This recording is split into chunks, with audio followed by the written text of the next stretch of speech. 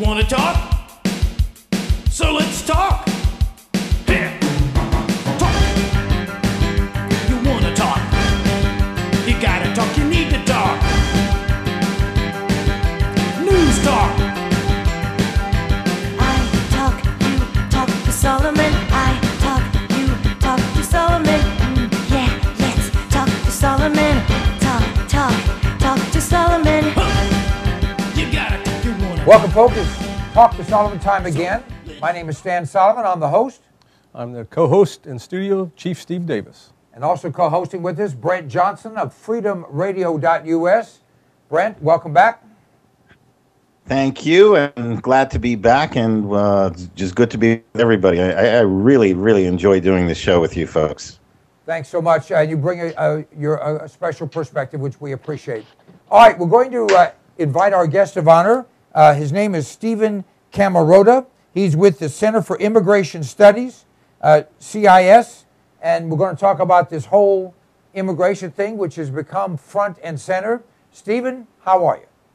Great, thanks for having me. It's always a pleasure. Your organization is one of the most, I don't know what the word is, researched and knowledgeable organizations when it comes to immigration. You're unemotional, which I am not. You're matter of fact, which I am not. You have all the data, which I do not, but I'm more fun. At any rate, talk to us about what's happening, please.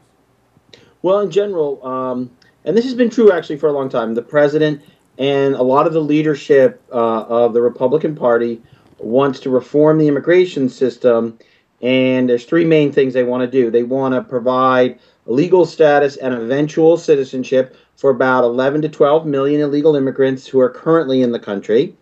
The second thing they want to do is increase legal immigration in the future. Right now, somewhat over 1 million new legal immigrants, that's the green card where you eventually become a citizen if you want, are allowed in the country. And they seem to want to increase that by several 100,000 more.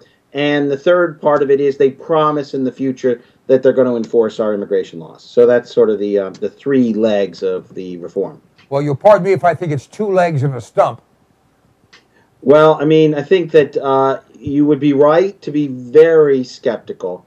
And skeptical would be a kind word. Probably a better word might be even cynical about this. I could give you like a quick example. One of the things that Marco Rubio, who's one of the Republican leaders of arguing for the amnesty for illegals, says one of the things we have to do is have an entry-exit system so that when foreigners come, and we know when they come and we know when they go. Currently, we issue millions of time-limited visas, but then we don't keep track of the time limits to see if the time limit has actually been honored. Anyway, he said that's something we have to do in this system. But he didn't mention 5 times already Congress has actually passed a law saying that we need this entry-exit system. But each time the bureaucracy dragged its feet, or Congress said, well, we'll give you more time, or we'll exempt this and that. So there's no reason to think that this time will be any different. I couldn't agree with you more. I have 1,000 more questions, but let me get the panel involved. Steve. Well, first of all, you mentioned the past practices, and so if we look at past practices, we should not trust the federal government one iota to enforce any immigration laws, period. That's right. And remember, part of the reason for that is not some kind of grand conspiracy. It's important to understand politically, very briefly, why it happens. Who wants the law enforced? Well, generally the American people. There's a broad but diffuse sense that, hey, we have to enforce our laws, and everyone basically agrees with that. But when it comes to specific groups who pressure against it, they have a very narrowly focused but strong incentive. So they push to say, well, we're going to enforce the law, but not on farm workers. Well, we'll try to track entry and exits, but not at the land borders, because the businesses at the land borders who get customers, they don't want us to do that. And the airlines say, well, we can't track the arrival and departure of people at airports either, and that's why that doesn't get implemented. And so employers fight to make sure that for example, the Social Security Administration started sending out no match letters saying, hey, that person who's working for you is not in our records. That's not an accurate Social Security number. That name and number don't match. the Chamber of Commerce and the Business Roundtable and the National Association of Manufacturers pressure and say, well, we have special labor needs. You can't expect us to follow. We need these workers. So what happens is those narrowly focused interests each time trumps the diffuse or broad sense among the public that the law needs to be enforced. And there's every reason to think that's exactly what will happen this time. Brent. Well, America was created as a government of law, not men. And that phrase, government of law, not men, means that the American system was designed to be rigid. It was not designed to be flexible. It was designed to rigidly have the laws obeyed, regardless of who was in office in a given time, regardless of whether centuries have passed and times have changed. Now, there's the flexibility to change the laws. That certainly is there. But until we get to a point where, as a society, and the government is a reflection of the people, by the way, as a society, we rigidly follow the law. We do not sit there and say, well, because of economic considerations, we want to let these people in, and because we don't have enough American people who are going to do this work, we want to let these people in, we'll exempt the farmers. And no, we sit there and say, we are not at liberty to exempt these people. The law is clear. There are certain legal ways you become an American or you enter America. Countries around the world have no problem dealing with this. Scandinavia, you want to go and become a Norwegian citizen? Good luck. Good luck. Unless you're married to somebody over there. New Zealand, go ahead. Go and try and emigrate to New Zealand. See what happens. They will track you down and they will deport you. All over the world, countries have solved this problem. Now, we talk about America, the greatest country in the world, which it is not. But we talk about it as if it is. And it can't do this simple thing. No, it's not true that it can't. It won't. And it won't because, A, the people are willing to sidestep the law. The whole culture is about, cheating on your taxes and, getting around the law. How can I get around this? And therefore, the government is a government that circumvents the law, in this case, the Constitution. And until that is changed, it doesn't matter what laws are passed, because you can always circumvent the law. So there will always be exceptions. Ours is supposed to be a government of law, not men. And that means that they are supposed to rigidly obey the law. The president says that he swears to execute the laws faithfully. Not make them, not sidestep them, but execute and administer them. That's his job. And until we change the way we look at law, until we stop making it okay to circumvent the law, we're not going to solve the immigration problem. Because no matter what laws are ever passed, they'll be passed for political reasons, not on behalf of the American people and what's good for America. Well, your basic well said. point is unassailable. I mean, look, rule of law is the foundation of a democratic republic, period. It begins and ends there. And if you don't have it, you don't have a democratic republic. What's the point of elections? What's the point of elected officials? What's the point of the whole system if the laws that are passed and on the books are unenforced? That is unassailable. And you're right, and we haven't. And what's really disappointing is not that politicians will look the other way or distort the law. Of course, that's disappointing, but you kind of have to expect that. But other politicians, namely the leadership of the Republican Party, won't lay down the case against what Obama is doing. And it isn't just in immigration. So, for example, the president announced that he would suspend the law. He would not enforce the law on millions of illegal immigrants who came as children. And not only that, he would establish a fee schedule and create an application process and offer work permits for people who are unambiguously and clearly in the United States illegally. It's as if the next president or this president would say, tomorrow, I don't like the capital gains tax. Yes, it's on the books. Yes, it's been passed, but I don't think it's fair. And there are a lot of tax cheats out there. So in the interest of concentrating on the more egregious tax cheats, I'm going to instruct the IRS that anyone who doesn't pay their capital gains gets a pass. We give them a chit and they're okay. This is the same kind of idea that there's a law. It's been signed by previous presidents, passed by previous Congresses, but he as president doesn't have to enforce it. And the Republican leadership can't even articulate what's so outrageous about that. Putting aside the policy question of whether you think it's a good idea to do this for illegal immigrants, this is not the president's role in the system. He's clearly subverting the Constitution. But the Republicans, they just kind of go, I wonder what the polls say. Do people like this or not? They don't even try to shape public opinion, and that is truly disappointing. I think that is, again, an excellent point. Now, let me ask a couple of questions, and then we have lots of other things to talk about. One, you mentioned the number that is bandied about. In fact, your organization, someone else from your organization told me, well, that's a legitimate number, 11, 12 million. I personally think it's a much higher number, but whether it is or isn't, according to the rules, as I understand them, once you allow this 11 million or 15 million or 20 million, whatever it is, once you allow them not to fear deportation, then in essence, they're going to bring the rest of their families and relatives and friends and lovers and whatever, and we'll have 100 million here. Right or wrong? It's certainly reasonable to worry that once you say you're not going to enforce the law, and in fact you're going to reward the violation of the rule of law, then more people are just going to break the law. That's right. It's a perfectly reasonable concern.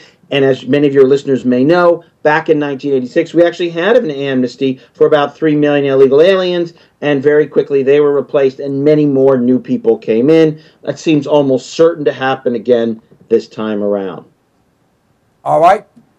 Chief. Well, the GOP, for the most part, with very few exceptions, have wimped out on almost every issue that there is. It's very, very disappointing. But to me, it seems like none of this should be a discussion at all. No immigration at all should be discussed. The only thing we should discuss now is the border. Because unless we have border security, all of this is just meaningless. Even if we have, Brent made a good case for the law, but even if we have a strong law and a way to enforce it, that's meaningless as well. So I think that all of the discussion, especially by the GOP on anything at all about this, should be just put aside until we only discuss all by itself, only that bill, only that law that will establish border security and get that in force first. And law will get nothing done. So we need to have a law that is proven to be effective. Go ahead, Brent. Yeah, and I agree with you on the border security issue, Steve, but the problem is that even if you set up border security, until there is a respect for the law, until the law itself, okay, is important, until there isn't this political attitude of circumventing the law, the border security won't do any good, because whatever security we set up, well, you know, we'll make an exception here, we'll make an exception there. They won't stand for the border security, even if you set up the mechanism for it, if they don't have the belief that the law is important. Several years back, I handed a copy of a 400-page intense history of California to former state senator Don Rogers. And he read it, and he said it blew his mind. It absolutely blew, because he, a state senator, had no idea. And one of the factors in that treatment, and it was very well documented, was that the original 1849 California Constitution provided that only white males could vote. The government decided to allow a whole bunch of Spaniards into the country, into California, and let them vote for the 1879 California Constitution. Now, understand that the rule of law says only the white males could have voted for that. And you can talk about that being racist and all that, and that's fine, or you know, or sexist or whatever. That's fine, but that was the law. Those were the people who were allowed to vote. So people who were not constitutionally allowed to vote did vote to change the Constitution. Well, now take that to a federal level. That's exactly what is going to happen here, that you have people who are not eligible to participate in the design and the evolution of the country who are going to be allowed in to participate in the design and evolution of the country. And you know, Obama talks about changing, you know, change in America. Yeah, it's going to change. It's going to change very drastically into a completely different society unless we do something to stop it. And by the way, this is not just a Democrat-Republican thing. It's not because Obama's in the White House. Whoever's in the White House will have the same tools available to him or her, and as long as there's no respect for the rule of law, that person will probably continue to push the envelope of the Constitution and to go about doing these types of things. Maybe the techniques will be different, but it's not a partisan issue. The Republicans aren't going to solve this. The reason the Republicans are not acting properly is because politics and money is more important than the rule of law. We change that first, then we do the borders and everything else. All right, well said. Let me. You said a lot there. If I could just make a couple quick points. Remember, we don't want to get fixated on the border because we think 40% of illegal immigrants didn't cross the border illegally. They come in on temporary visas and just didn't go home when they were supposed to. The border is critical. It's the national security issue. It's a national sovereignty issue, and it's vital for controlling illegal immigration. But remember, illegal immigration, it may be up to half, but I think it's 40% of illegal immigrants didn't cross the border illegally, but rather came in on one of the plethora of temporary visas, foreign students, guest workers, tourists, business travelers. And here's something else. We've already, and this administration has been giving them out like candy, there are 9 million people in Mexico now who have border crossing cards. And what it looks like is happening is they're using those to come into the United States illegally or stay over. So you're not supposed to work. You're just supposed to stay within 30 miles of the border. But all that rules are being violated. The other thing people do is they get the border crossing card. They don't, because we don't track it, we don't scan it, even though it's all capable of being done, we choose not to. You just rent a card from somebody else. You cross in, they kind of look like you, now you're in, and then you mail it back to them in Mexico. So remember, the border, in terms of keeping people from crossing the border illegally, very important, but it's only one piece of a much larger puzzle. Second point, immigration is fundamentally changing the country.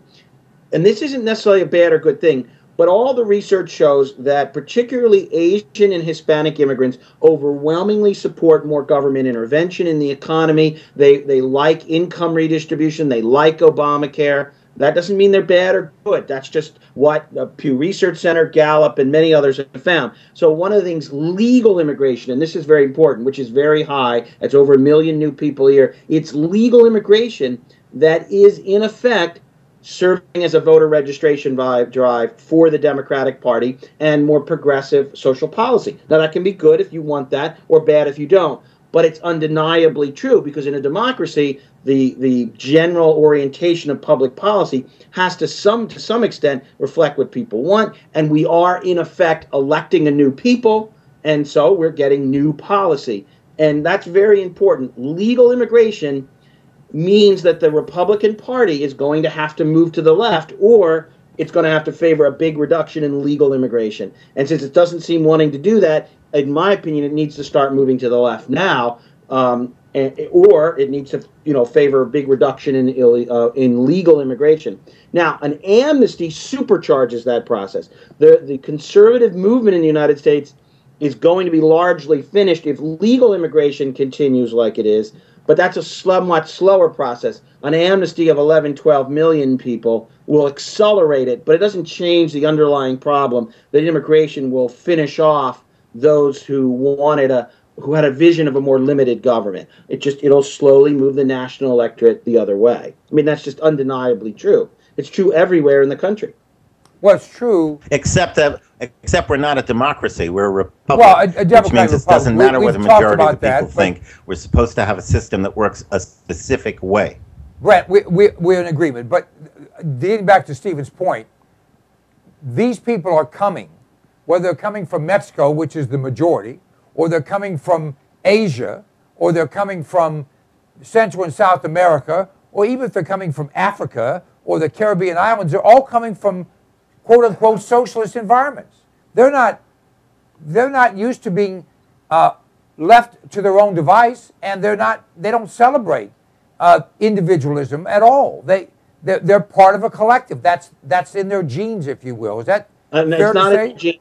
I do think it is a cultural phenomenon. It's not innate, and over time, I think that if the Republicans reach out, maybe they can shift things. But it's a mistake to think that people don't come with their own perspectives, and they will vote on those perspectives, and those perspectives change the political environment in the United States. How could they not? You could argue that the large welfare state, for example, that we've created in America is contrary to the vision of the Constitution. That's not an unreasonable argument. But the fact is that if most people in the United States really want it, we're probably going to get a big, expansive welfare state. That could be good, that could be bad, but that's essentially what's happened. The immigrants are pushing more and more. This has happened in the past. The New Deal, whatever you think of Roosevelt and the New Deal, it's clear that it's the children of the great wave of immigrants who came 1880 to 1920 gave Roosevelt the political margin of victory that allowed him to implement the New Deal. It's very clear that this new wave of immigration, for example, is giving us the political support for Obamacare.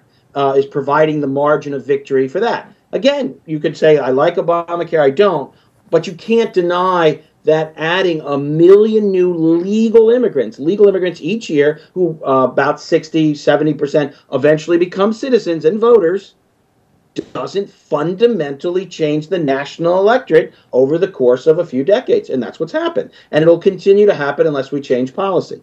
All right, I want to go and talk about some numbers because we've only got a couple of minutes left. This number of 11 million, tell me why your organization, as good as it is, as much research as you do, believes that that's a legitimate number. It could be higher, it could be a little lower, but it's not likely to be like 20 million. Very briefly, we can look at administrative data, school enrollment. Let me try to explain real quick. The way you get the 11 million is you look at the census surveys, like the 2011 current population survey that the government collects, the Census Bureau collects. We use it to measure unemployment. It shows 40 million immigrants. When we look at administrative data, there should only be about 30 million immigrants in the United States. The difference, 10 million, is the illegal population, the leftover, the residual, that 10 million. And there's prior research that suggests that we miss about 10% of the illegals in government surveys of this kind. So that's why we come up with, say, 11 million or 11.5 million in this case. If that 11 million is really, really wrong, there's really 20 million, we would expect there to be many more births in the United States. Most births are recorded, even births to illegal immigrants, which are very common. They get recorded in birth certificate records, which the government collects pretty assiduously. And when we look at that and compare it to what the Census Bureau shows in births, there's not much difference. So it suggests we're not missing that many people. The Census Bureau also asks people, do you have any children? Are they enrolled in public school? And so forth. And when you look at that data and then compare it to administrative data, again, there doesn't look like there's that much difference. So that suggests we're not missing that many people. Finally, there's analysis of Mexican census data where we think about 60% of illegals do come from. And it shows lots of people missing and living in the United States, but it doesn't show, it shows like 6 million in the United States, not 12 or 18 million in the United States. So that's a very brief primer, but that's why we basically think it could be 13, but we think 11 to 12 sounds right. Does that help? I appreciate it. It does help quite a bit. And in fact, that brings us up to the end of our time. Steve, this has been great. We really appreciate it. You're both enlightening and frightening. And I'm not referring to your looks. I'm talking to your comments. And I don't see an easy answer out there, and we'll sure think about it. Thank you for being with us. And what is your website? It's CIS, like Center for Immigration Studies.org. CIS.org. And are you a not-for-profit? How do you function? We are not-for-profit. We are a think tank. Very good. Well, thank you so much. You've been doing a lot of thinking, and we appreciate you sharing it with us. Thanks for having me. Bye-bye. All right, folks, stay tuned. The wonderful Dr. Alan Keyes will be with us shortly.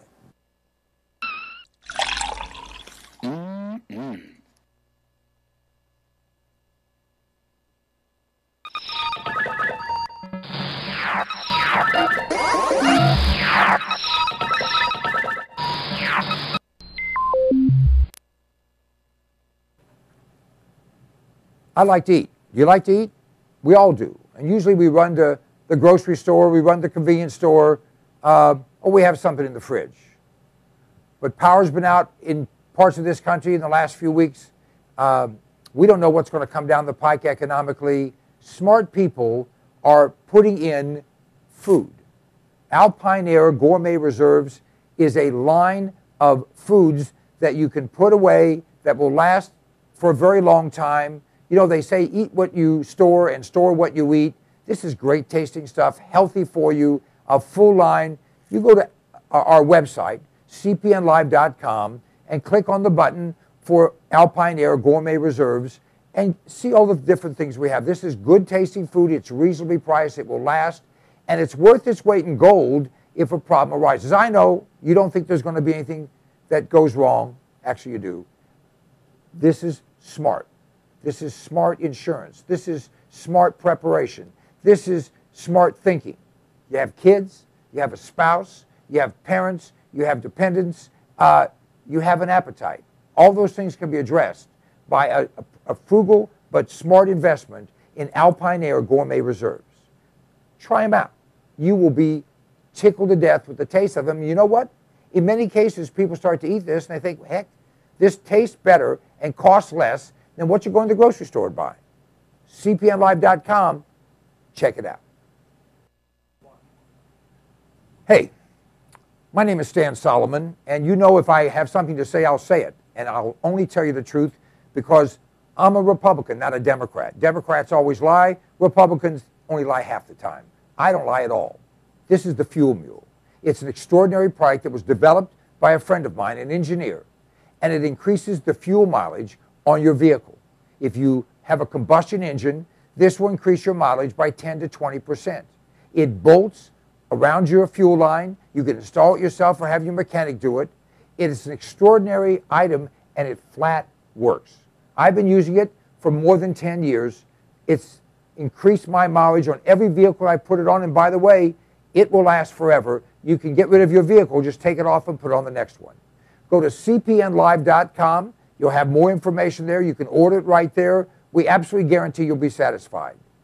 The Fuel Mule. It's a way to kick down your cost of fuel and kick up your mileage. Don't you love the name? I thought of it. The Fuel Mule. Let me ask you a question. Do you like being sick? I have in my hand an incredible product. It's called TR10 Supercolloidal Silver. TR10 stands for a trace to the negative 10th power. The particles in this silver product are 6 to 8 angstroms, 6 to 8 10 billionths of a meter. Now listen to me. Silver has been the magic bullet for all of human existence. The Egyptians used silver instruments. We use silverware. They put silver in your teeth because nothing can grow on silver. Silver will kill anything but liberalism. I'm working on that. This product, you go to cpnlive.com, buy 1 quart of this product. It will last you for a very long time. Anytime you feel like you've been exposed to something bad, take some of this product, spray it in your mouth, or take a little bit and gargle it, swallow it. It will kill any pathogen. The average antibiotic kills 10 to 20 different pathogens. This product will kill 700 plus. Do yourself a favor, do your family a favor, do your doctor a favor. He's tired of seeing you. Get Supercolloidal Silver. Go to cpnlive.com, order the product. It's $29.95 plus shipping. I think it's $39.95 delivered any place in America right to your door. It's worth 10 times that. Check it out. If you're not 100% happy, just return it and we'll give you your money back.